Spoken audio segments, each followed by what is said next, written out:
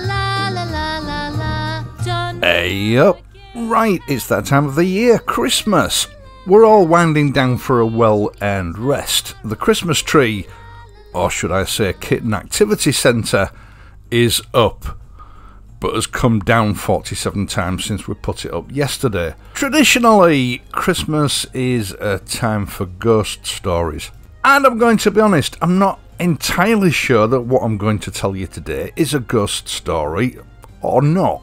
But it's certainly an incident that's puzzled me for almost 40 years. A series of events that, on reflection, just didn't seem right.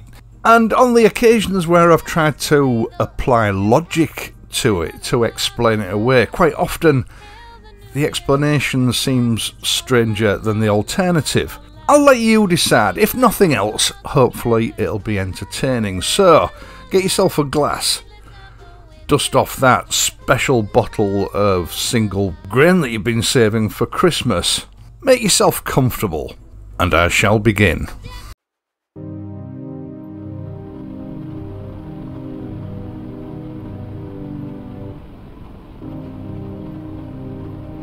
I joined the Humberside Police in early October 1983. Now, my first week in service was like an induction course at Division, where you were issued with your uniform, you were sworn in as an officer of the law in front of a magistrate, and various other bits and pieces that you needed to be familiar with before you went off to training school. Now, the training school was situated at RAF Dishforth, about 60 miles away from home. It was an old, I think it was a World War II air base, but I'm not sure, it might have been built after the war.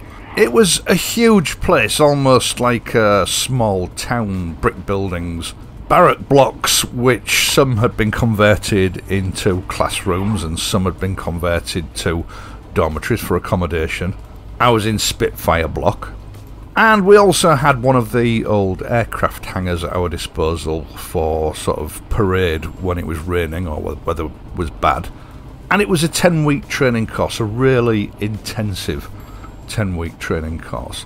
Now, to get there, I sort of partnered up with a couple of lads on my induction course, one of whom had a car, and he said that he was happy to drive myself and the other lad there and back for the duration of the course. But when it came to the final week, which was just before Christmas, we had to make other arrangements for sort of getting back home at the end of the course, because it was literally the day before Christmas Eve, and instead of going back to Hull, this particular lad was going down to London to stay with some relatives over Christmas. So the plan was he would pick up all my luggage and uniform equipment on the Sunday evening from my home. I would follow him down on my motorcycle, a little Suzuki JS125. So we were all set for our last week at Dishforth. And then, after our passing out parade on the Friday, the day that marked the end of the course, my parents, who'd come down for the passing out parade, would collect all my uniform, etc., take it back for me, because they had to sort of return back to Hull early. And I wasn't going to be released from duty until 5 PM. I think they had to go at 3 because my mum was at work. She was an auxiliary nurse at Hull Maternity Hospital. So that left me free of luggage to ride back in my own time when we were released at 5 o'clock. So the passing out parade was on the 23rd of December. It was a really cold day. It had been misty all day, and I know that it was hanging round about freezing point, because I remember the training sergeants at one point discussing whether or not we would be allowed to wear our greatcoats for the parade, but ultimately decided that we would have to make do with our tunics. After all, being warm and comfortable out in the freezing cold just wasn't British. Now, I can't say that I really enjoyed the course, but when it came to that last hour or so, knowing that, you know, people that you'd spent 10 weeks with, you were probably never going to see them again. In fact, I never did see any of them again. It all felt a little bit emotional, and I know I spent quite some time sort of tracking everybody down, saying our goodbyes, and then 5:30, it was time for me to set off home. I went and got my bike, which I'd stored in one of the aircraft hangars. I think it was hangar 4. But the temperature had dropped further and the mist had turned into a thick fog, a freezing fog. In fact, I parked my bike outside Spitfire block while I just sort of checked my room to make sure that I had everything that I needed and got dressed ready for the journey. And when I came back out, it was covered in a sort of thickish layer of fine frost, almost like snow. My bike was coated in it, the grass veg was coated in it, but more importantly, the road was coated in it, and visibility was down to about 30 feet.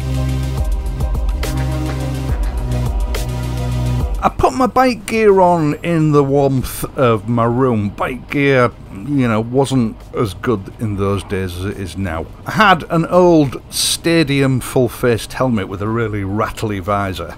Underneath that I had like a thin balaclava which was supposed to be thermal but wasn't an awful lot of good. And I had a pair of matching sort of undergloves that you put on before you put your main gloves on, which were supposed to be sort of, you know, they were supposed to insulate you from the cold, although, yeah, again, they weren't much good. I think it was one of the early forms of Thinsulate.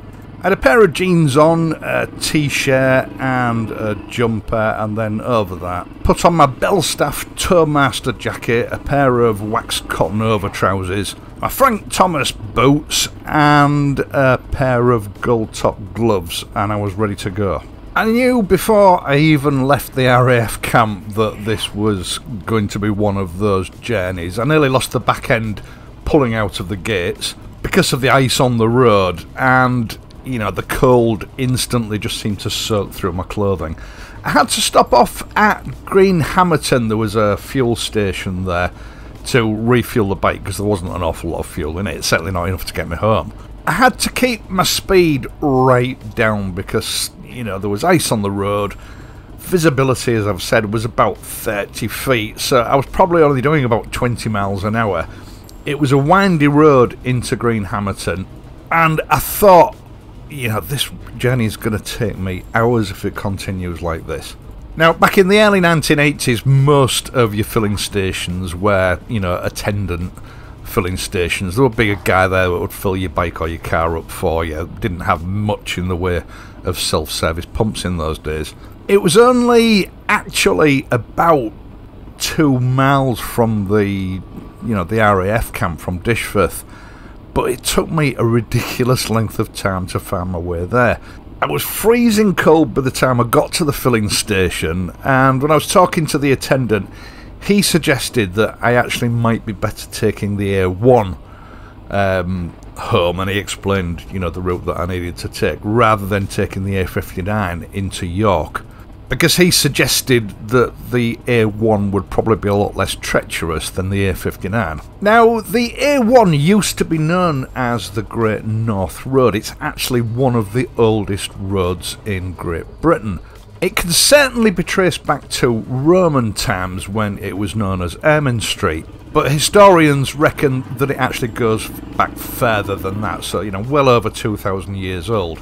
It was a relatively straight road and it covered the distance between London and Edinburgh. By 1983, some parts of it were dual carriageway, not motorway but dual carriageway, but a lot of it was still single carriageway. And even in the daylight, I always thought that that road had a sort of mysterious, ancient feel to it on those single carriageway sections. It's all motorway now, the A1M, and, you know, that sort of ancient feeling has completely gone. It's unrecognisable now. But it is a historic section of road. You know, there are stories of highwaymen and accounts of it being used by Roman legions in the 2nd century. Now, the petrol pump attendant gave me some quite detailed yet simple instructions on where I needed to go and what road I needed to be on to get there.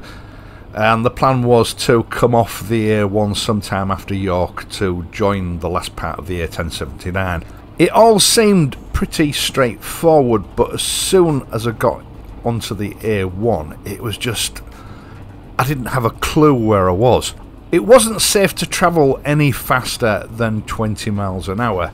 Although it didn't seem possible, the freezing fog had got even thicker, and within just a few minutes my hands were numb, my feet were numb, and my body was freezing cold. My jacket was soon covered in ice, and so was the visor of my helmet. I couldn't even tell if I was sharing the road with other traffic.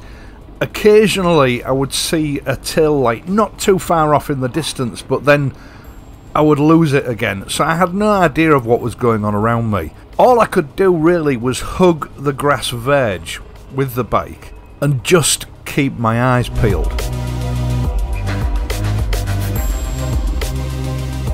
Now, looking back, really, I think I was in serious trouble, although I probably didn't realise it at the time.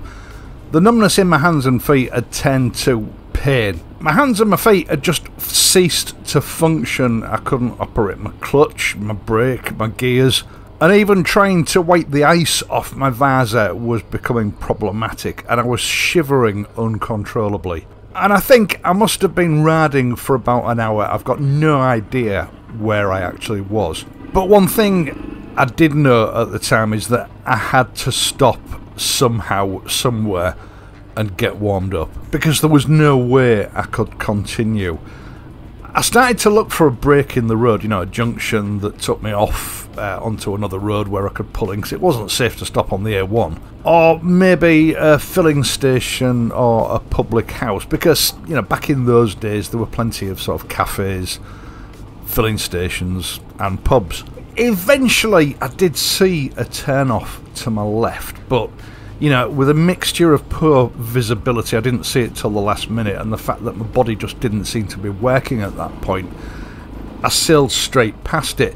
Then I saw a cafe sign, and then there was another turn off. So obviously I'd missed the entrance to the cafe, but I did have the opportunity of turning off into the exit, which is exactly what I did. By this time I barely had the use of my body, and I remember it was really difficult sort of getting onto this premises, this cafe, doubling back towards the entrance and then getting parked up somewhere. The bike was wobbling about all over the place. I passed two really old petrol pumps, probably something from the 1960s, you know, quite tall and thin with like a round sign, lit up sign on the top, but they weren't lit up. It looked to me like they weren't in use anymore. They looked quite derelict. But beyond those, I could see a glow from some windows, which must have been the actual cafe itself. I parked up to the left of the windows, but I had to sort of wait several minutes before I could get off the bike. My arms and my legs weren't working, and I did eventually get off it with some difficulty and managed to get it onto its stand. Now, I sort of hobbled over to the source of this light, which was a big glass doorway. Just a single door with a large window at either side of it. From the sort of feel that I got at the time was that it was probably an old converted farmhouse that at some time in the past had been converted into a cafe. And I remember feeling so relieved that I'd found somewhere. I could see activity inside. There was a lady behind a counter right at the back of the only room that I could see, really. And to me, she seemed to be busy cooking. You know, she was lifting saucepan lids and moving spoons around, you know, the sort of things that you do when you're cooking. And there was just one customer sitting at a table near to the counter. I suppose if you saw this kind of place nowadays, you would consider it to be some sort of 1950s or 1960s theme cafe, because it was quite literally right out of the 1960s. Sort of blue melamine tables, like a light blue, possibly with some sort of pattern on them, on a pedestal screwed to the floor, and booths along one side of the room. I think it was the left hand side, with sort of built-in seating areas and the same melamine blue tables. But the thing is, back in the early 1980s, these sort of establishments still survived, you know, it wasn't uncommon. Just say there was nothing unusual about it. The interior didn't look new and fresh. It had obviously seen some action over the years, but it was neat and it was tidy. Right at the back of the room where the lady was, there was a similar sort of melamine blue counter with some sort of glass display, and there was some stainless steel sort of appliances at the back there. All sort of steaming and glowing away, showing, you know, lots of activity. Just what I wanted to see at that moment in time, warmth. Now, the lady that was behind the counter, at that time I was sort of quite into Supertramp, and she sort of reminded me of the lady that's illustrated on the cover of Breakfast in America. Sort of a lemon-coloured, sort of three-quarter length coat, you know, overall. I kept getting a glimpse of a white apron. She didn't have a hat on, but she had dark hair, quite a plump lady. And as I got to the door, I pushed it to go in, and nothing happened. It wouldn't open, so I thought it was one of those doors that you pull, but I pulled it, and again it wouldn't open, so I gave it a little rattle, you know, just to get her attention. But she didn't even look up, she just continued doing what she was doing. Now, I've always been quite a polite sort of person, so I thought, well, I won't keep rattling it, she'll have heard me and she'll come over in a moment. So I waited, and she just continued doing what she was doing. Now, I don't remember much about the customer that was sitting at the table near to the counter, but I soon realised, actually, I don't think he was a customer. I think he was probably her husband or partner, you know, whatever, because he was busy poring over some books, doing some sort of paperwork. I can't really remember what he was wearing, but, you know, it was some sort of cafe workwear. But he never looked up either. In fact, in the entire time that I was there, neither of them looked up and glanced my way once.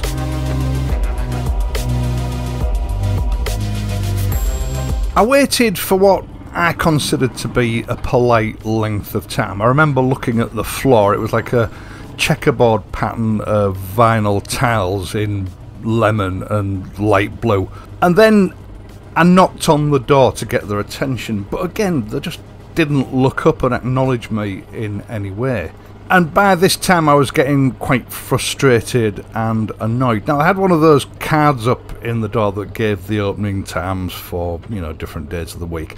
I can't remember what the times were, but I know I ascertained at the time that it should have been open. And the lady was busy cooking, so, you know, you don't continue cooking at closing time, surely. I waited just a little bit longer, and then I knocked really hard on the door to make sure that they heard me. But again, they didn't even look up in my direction. Now, there didn't seem like much point in persisting with these incredibly rude people. I walked back to my bike and commenced that process that I'm sure a lot of you are familiar with, of using heat from the engine to try and thaw my hands out. The exhaust had gone cold in an incredibly short length of time, but there was still residual heat from the cylinder. I took my gloves off, wedged them between the tank and the rocker box to thaw them out and dry them off because they felt damp, and sort of tried to warm my hands up on the cylinder head itself, which was quite successful. A mixture of this and walking backwards and forwards warmed my body up sufficiently to continue my journey. And I don't know how long exactly I was doing this for, but one thing I do remember is that the road was totally silent. I didn't hear a single vehicle go past. I know it was round about 7:30. It had taken about 2 hours for me to get to this point in my journey, and I can't have been any more than 20 miles away from RAF Dishforth. I would occasionally glance through those big windows as I walked past trying to get warmed up, and this lady and man were still doing exactly the same things that they'd been doing right from the moment I'd arrived there. And eventually I felt fit enough to climb back on the bike. I started it up and I rejoined the A1. About another half hour's riding and I somehow managed to find my way into York, which was an instant relief because not only was the fog not as dense, but because it was a city, it was a few degrees warmer. It was literally like sort of driving into a curtain of warm air as you entered the city limits. I stopped off at a fish and chip shop, had something hot to eat and a hot drink, got myself warmed up properly, and then continued my journey. I think I actually got home that night at around about 10:30. It wasn't until I got home, got warmed up properly and had a bit of a rest that it struck me really what a strange experience this had been. And I think one of the things that stuck in my head that probably hadn't really registered at the time was the sort of mechanical way this lady was behaving. Mechanically is probably not the right word. It was almost like she was stuck in a loop, just repeating the same sort of 3 or 4 tasks time and time again with about the same timing, or at least that's how I remember it. A sort of fixed pattern of behaviour that she just kept repeating. Now at that time I was already booked in for my final part of my bike test, which I think I took in either January or February. I passed my test, and that summer I had my first 2 weeks annual leave, about June or July time, so what, 7-8 months later. Now I had thought about this cafe and this strange experience several times up until then. It's something that had been bugging me. And on that holiday I was going up with a girlfriend to spend a few days at my mum and dad's caravan in the Yorkshire Dales, which entailed travelling along this section of road again. And so I kept my eye open for this cafe on the way up to the Dales. And eventually I spotted it on the right. But not only was it closed down, the place actually looked quite derelict. The car park was overgrown, and the whole place was in quite a dilapidated state only 6 or 7 months later. I made my mind up that on the return journey, if I remembered, I would stop off and have a proper look, which is exactly what I did.